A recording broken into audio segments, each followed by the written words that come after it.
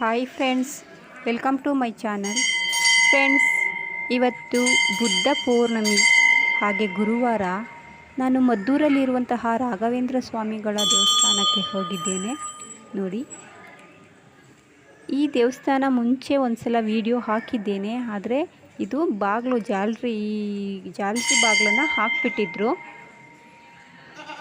ನಾನು ಅವತ್ತು ಅರ್ಸ್ಕೊಂಡಿದ್ದೆ, ನಮ್ಮ ಎಳ್ನೀರು ಬಿಸ್ನೆಸ್ಸಲ್ಲಿ ಇಂಪ್ರೂವ್ಮೆಂಟ್ ಆಗಬೇಕು ಅಂತ ಅರ್ಸ್ಕೊಂಡಿದ್ದೆ. ಈಗ ನಮಗೆ ತುಂಬ ಒಳ್ಳೆಯದಾಗೈತೆ, ಅದಕ್ಕೋಸ್ಕರ ನಾನು ತುಪ್ಪದ ದೀಪ ಹಚ್ತೀನಿ ಅಂತ ಹಚ್ಕೊಂಡಿದ್ದೀನಿ. ಅದು ಹಚ್ಚಿದ್ದೀನಿ. ನೋಡಿ ಫ್ರೆಂಡ್ಸ್, ನನಗಂತೂ ತುಂಬ ಒಳ್ಳೆಯದಾಗೈತೆ. ನಾನು ಹೇಳೋದಿಷ್ಟೇ, ನೀವು ಗುರುರಾಯರನ್ನು ನಂಬಿ ನಿಮ್ಮ ಜೀವನದಲ್ಲೂ ತುಂಬ ಒಳ್ಳೆಯದಾಗುತ್ತೆ. ನೋಡಿ, ಇದೇ ನಾನು ನೋಡಿ ಇಲ್ಲಿ ಉರಿತೈತಲ್ಲ, ಇದೇ ತುಪ್ಪದ ದೀಪ. ನಾನು ಇದು ಆರತಿ ಮಾಡಿ ಇಟ್ಟಿದ್ದೀನಿ.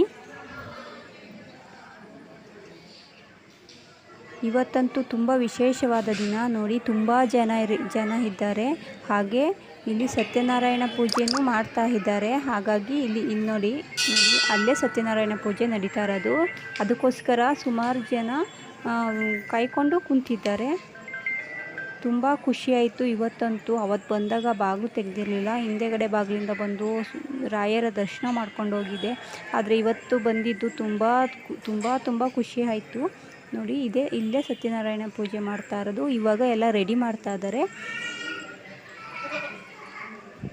ಈ ವಿಡಿಯೋ ನೋಡಿ ನಿಮ್ಗೆ ಏನು ಅನ್ನಿಸ್ತು ಅಂತ ಕಮೆಂಟ್ ಮೂಲಕ ತಿಳಿಸಿ. ಹಾಗೆ ಸಬ್ಸ್ಕ್ರೈಬ್ ಆಗಿ ಫ್ರೆಂಡ್ಸ್.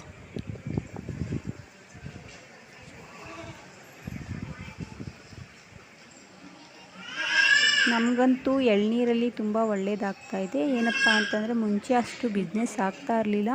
ಇವಾಗ ಕೇವಲ ಒಂದು 15 ದಿವಸಕ್ಕೆ ನಮಗೆ 70-80 ಸಾವಿರ ಲಾಭ ಬಂದೈತೆ. ಅಂದರೆ ಕೂಲಿ ಬಂಡವಾಳ ಅಲ್ಲದೇ ಅಷ್ಟು ದುಡ್ಡು ನಮಗೆ ಬಂದೈತೆ. ಇದೆಲ್ಲ ನಾನು ರಾಯರ ಕೃಪೆ ಅಂತ ನಂಬಿದ್ದೇನೆ.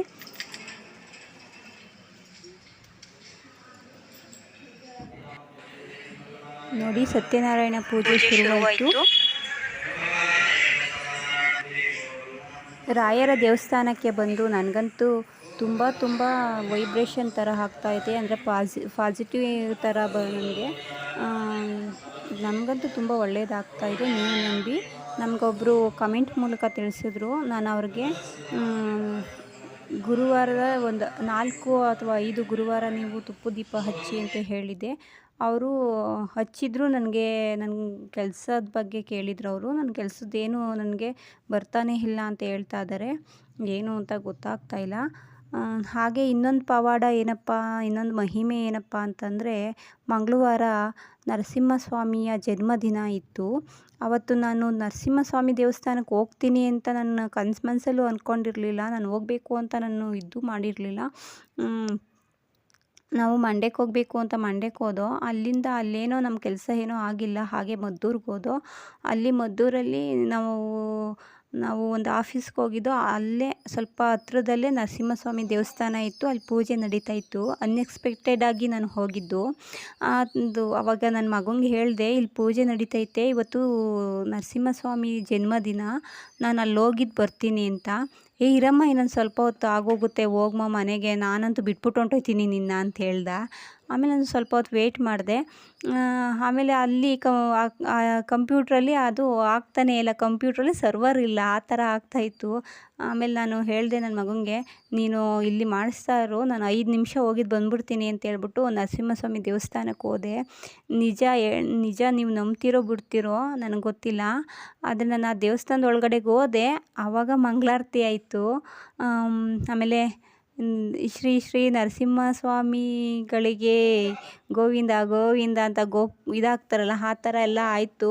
ನನಗೆ ಎಷ್ಟು ಖುಷಿ ಆಯಿತು ಅಂತ ಹೇಳಿದ್ರೆ. ಆದ್ರೂ ನನ್ನ ಮಗ ಇನ್ನು ಲೇಟಾಗಿ ಹೋದರೆ ಇದು ಮಾಡ್ತಾನಲ್ಲ ಅಂದ್ಬಿಟ್ಟು ಮಂಗಳಾರತಿ ಎಲ್ಲ ಕೈ ಮುಕ್ಕೊಂಡು ಸ್ವಾಮಿ ದರ್ಶನ ಮಾಡಿಕೊಂಡು ಜಸ್ಟ್ ಒಂದು 5 ನಿಮಿಷ ಇದ್ದೆ, ಅಷ್ಟೇ ಬಂದುಬಿಟ್ಟೆ. ಆದ್ರೂ ನಾನು ಅವತ್ತು ಹೋಗಬೇಕು ಅಂತಲೂ ಅಂದ್ಕೊಂಡಿರಲಿಲ್ಲ. ನರಸಿಂಹಸ್ವಾಮಿ ದೇವಸ್ಥಾನಕ್ಕೆ ಹೋಗ್ತೀನಿ ಅಂತಲೂ ನನಗೆ ಗೊತ್ತಿರಲಿಲ್ಲ.